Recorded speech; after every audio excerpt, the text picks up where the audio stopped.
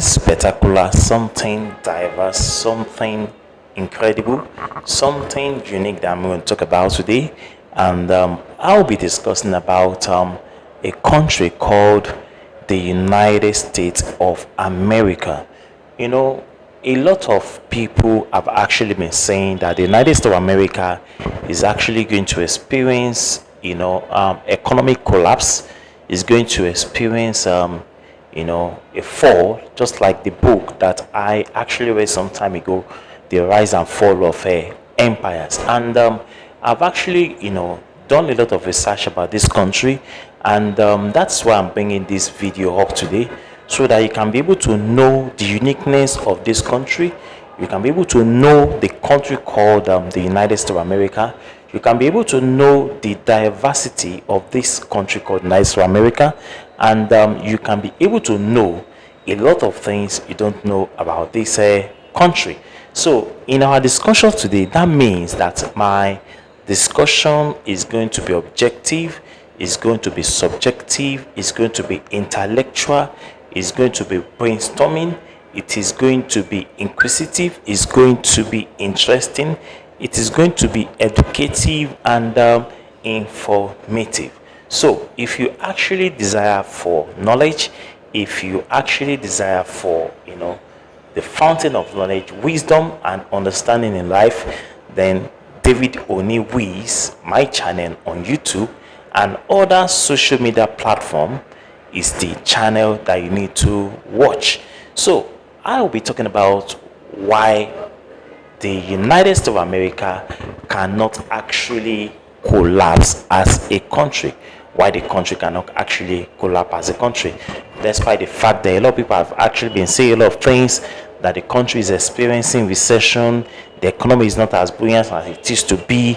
It's going to be like the rise and fall of empire, just like when we have the Roman empires and other subsequent empires, the Kanuri empires, the Benin empire, the Zanzibar empire, and so many other empires that have actually were risen at one particular time or the other. And today most of these empires have actually gone and disappeared.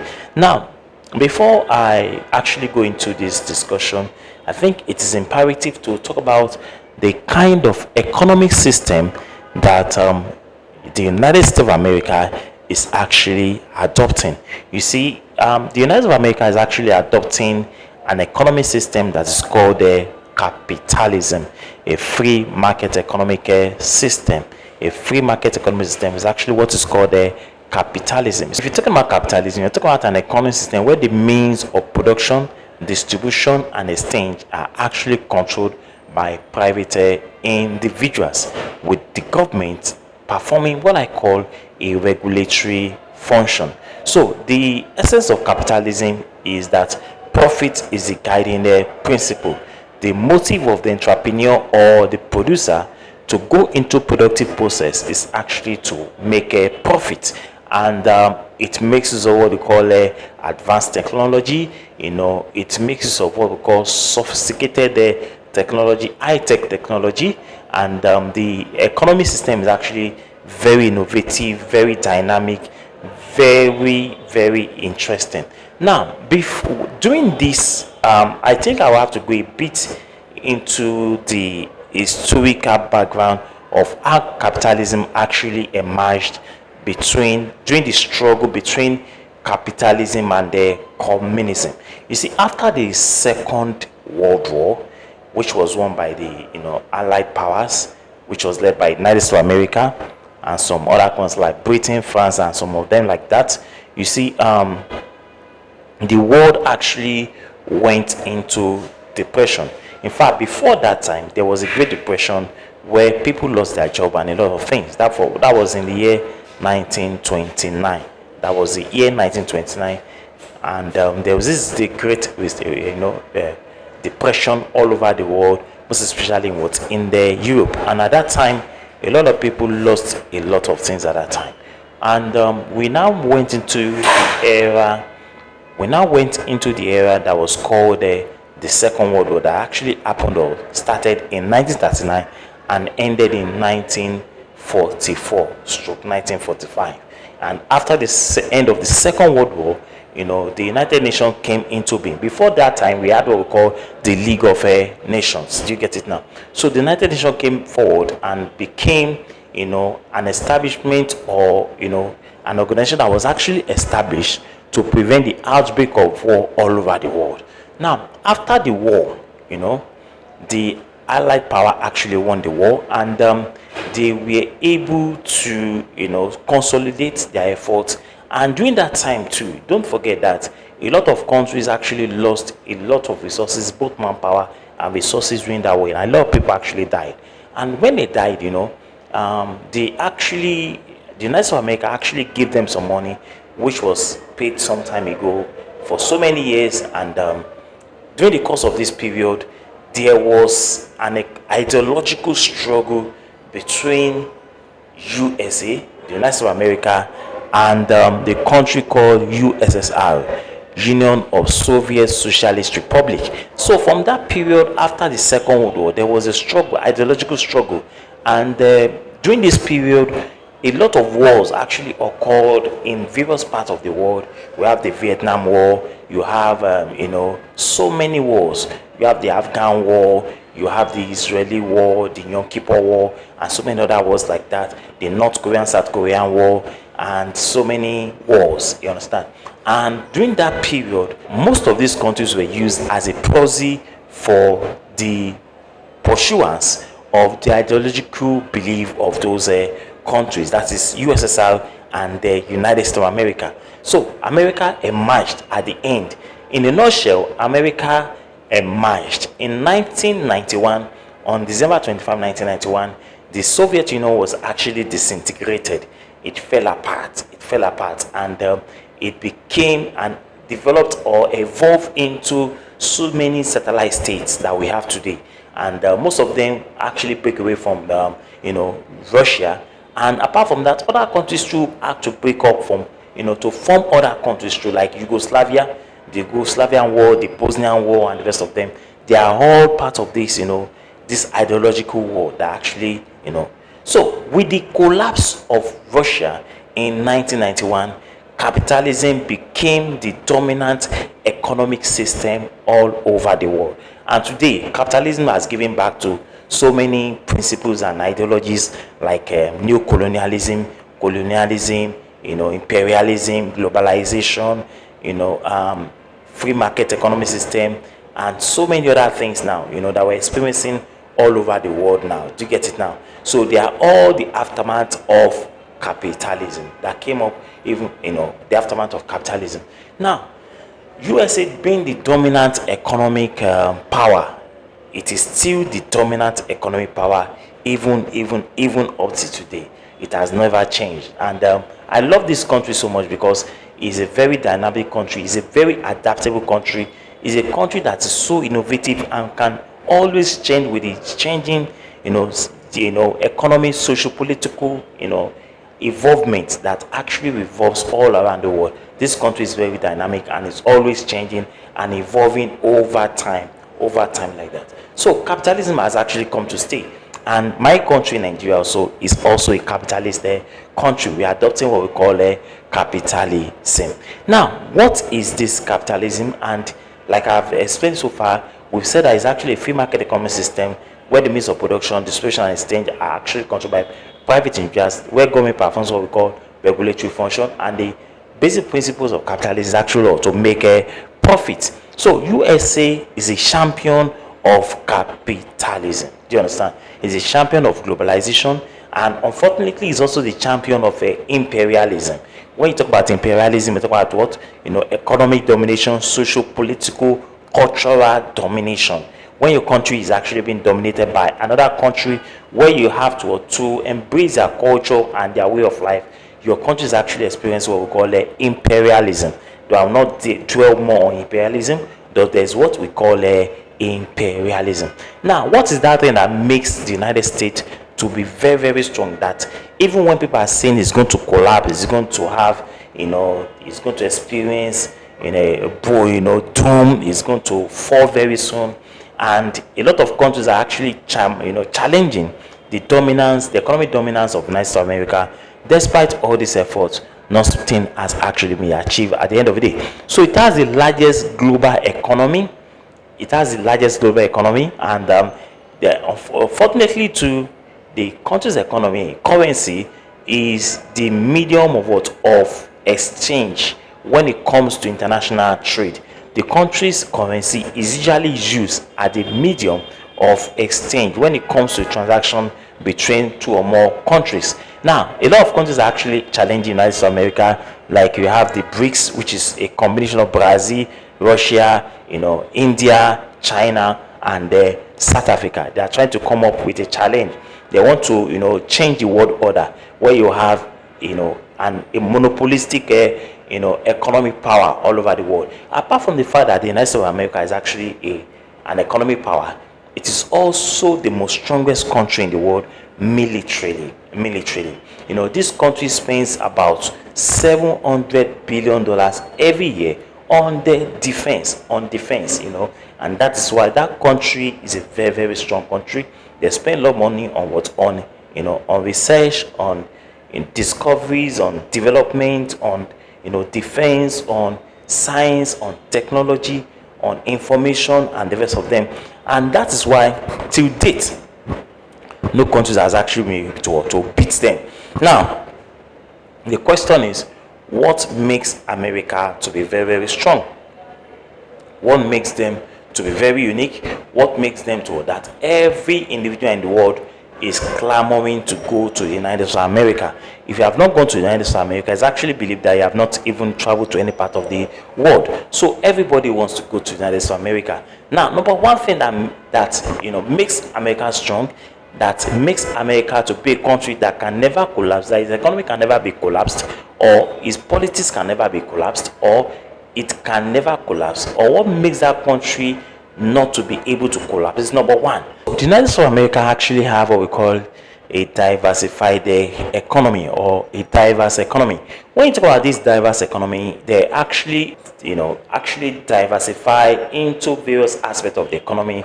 Like the economy is diversified into technology, into science, healthcare, finance, manufacturing, services, and so many of them like that, which makes them to be very, very strong. So they have a diversified economy, unlike my own country. Though our economy is also diversified, but our economy is what is monopolistic in nature, or unipolaristic in nature, because we are, as a country, we are concentrating more on oil all the time. But right now, the present government in Nigeria is trying to diversify it and look into other areas where the country can actually generate a lot of money.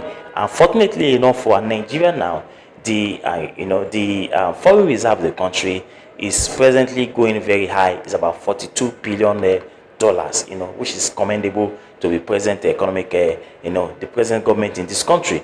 So that is number one. They have a diversified economy. So number two, they have what I call a strong institution. They have what we call a strong institution. Now, when I talk about a strong institution, the strong institutions are, the judiciary. We're talking about the judiciary, which is very, very strong. In fact, it's a country where you have, fundamental human right, that your right can actually be defended in the court of law. It's a country that believes in fundamental human right. It's a country that believes in the right of every human being, the right to life, the right to religion, the right to movement, the right to properties, and every other things which are actually enshrined in their constitution. So their institution is actually a stronger institution. Do you understand now? And these institutions are actually, controlled and regulated by other bodies, which ensures that there's no laxity in the system, which ensures that the standard is actually maintained at the end of the day. I think they deserve a kudos in that area. Then number three, what makes the United States of America to be strong is what I call a highly developed financial system. They have a highly developed financial system. I'm not saying that Nigeria's economic system is not developing or highly developed, but we are still learning and we are still growing in this regard. So they have a highly developed financial system. Now, when you talk about a highly developed financial system, you talk about banking, you talk about insurance, and you talk about securities. You understand? You talk about the banking, manufacturing, securities, and the rest of them. They all form this, the strongness of this what highly developed financial system. So they have a highly developed financial system, such as the banking, insurance, and the security sectors of their economy. So number 4, they have what we call large and diverse workforce. They have what we call a large and diverse workforce. You can imagine a country where you have 330 million laborers or laborers that are actually working in this country. That means that they're going to have a diverse workforce. So you have skilled labor and semi-skilled labor. It's a highly developed economy, and because it's a highly developed economy, you discover that most of the people that actually work in this economic system are highly educated and highly sophisticated, and they are highly developed. Do you understand now? So the system is what is characterized by highly developed labor force who perform different things at different times. So they have different skills, and they are very, very, they have what we call expertise in this economic system. Then another thing that makes them to be strong is what I call high standard of living. If you're talking about a country that has a high standard of living, you are talking about the United States of America.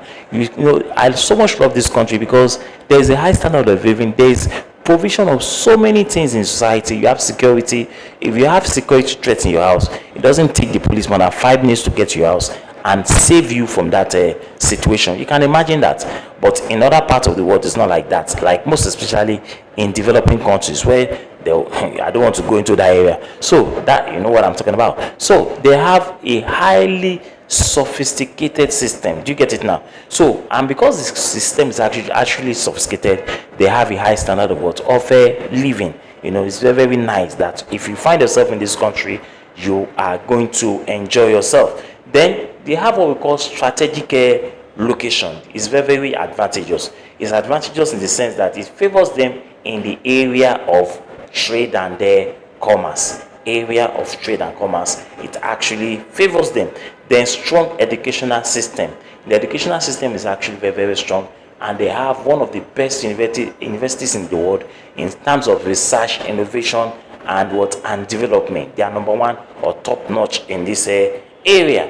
Then they also have what we call fiscal policy. They have a very strong fiscal policy. Strong fiscal policy in the sense that the government actually regulate our spendings and also taxation adjustment. So government regulates what spending and also taxation adjustment. You see, I don't want to go into this area because I've already taught this topic in my previous lectures when I talk about taxation, how it affects the American system, especially in advanced countries, and and how sophisticated this system is, that government can be able to control inflation. Right now in USA, inflation is about 2 point something percent. Do you get it now? But in some developing countries like ours and some other countries like that, inflation is about 34 point something percent, 34.5%. That is madness. Do you get it? That's madness. Now compare inflation that is in a country in America, which is about 2 point something percent, to the one that's for 34 point something percent. You can imagine that. Then apart from that, if you want to borrow money from the bank now, you are going to spend about 24%. You are going to pay 24% back to the bank as an interest. But in advanced countries, it's about 2 point something percent as well. So, and that's why it is very easier for them to go for credit card. They can go into debt. They can pay loan for 20 years, 30 years. It doesn't shake them because the system makes it very easy for them to survive in this system. So this is possible as a result of the fiscal policy of the government. Then we also talk about monetary policy of the government, which is also very, very important in this regard. So government also regulates what we call interest rate and money supply in the country when it comes to monetary policy. Then we also have what we call social security system. Social security system. This is a country that you have Medicare, you have Medicaid, you have so many support in the system. If you are sick, the government takes care of you and you take care of yourself as well. So their medical system, though, is very expensive over there. I have to give it to Africa in this regard, but yet it is highly developed. It's not like our own system where, like, if you are sick, we depend on what, on natural, this local means of treating ourselves, because going to the hospital itself is overburdening, and the system is shocking, is collapsing. Let me use that word. And that's why you find that in most of these countries, a lot of our doctors are migrating. They are finding their square root outside the country because the system is not helping the situation. I hope the government is going to work in this regard and fix this problem so that people can be able to afford medical care in Nigeria, and people will not be dying like fowl, like what we experience in this part of our world. And you can imagine that not everybody can actually go to the private hospital, and that's why in most cases people die in this situation. The government is listening to look into this area. So they have what we call good medical system, where everybody is well taken care of in this economic system. Then they also have what makes them to be strong and will not make them to collapse is that they have a good alliance support. The United States of America is a leader in NATO, North Atlantic Treaty Organization, that came up after the Second World War. Russia came up with its own, which was called Warsaw Pact. But now Warsaw Pact, I don't think is even existing. But NATO is still existing and still strong today, And USA also has support from EU, European Union. Do you understand? European Union, and also from other agencies and other bodies like that support and makes them to be very, very strong. You understand now? So this is what makes the United States of America to be very strong, to be very thick, to be very, very, very, very strong when it comes to relations to other countries of the world. You understand now? So just have what we call emergency response planning. Emergency response planning. They plan ahead, and whenever there's a problem or a challenge, they rise up to solve that problem and nip the problem in the bud, and that problem does not come up again. You understand? That's a very dynamic system. Now, before I round up on this topic, why the United States of America will not collapse, is that, you see, right now in our own part of the world, we're experiencing high level of inflation, and things are very, very expensive. Fuel is expensive, transportation is expensive, housing is expensive, and people cannot even save in this economic system. But over there, government has what we call intervention method of stimulating the economy.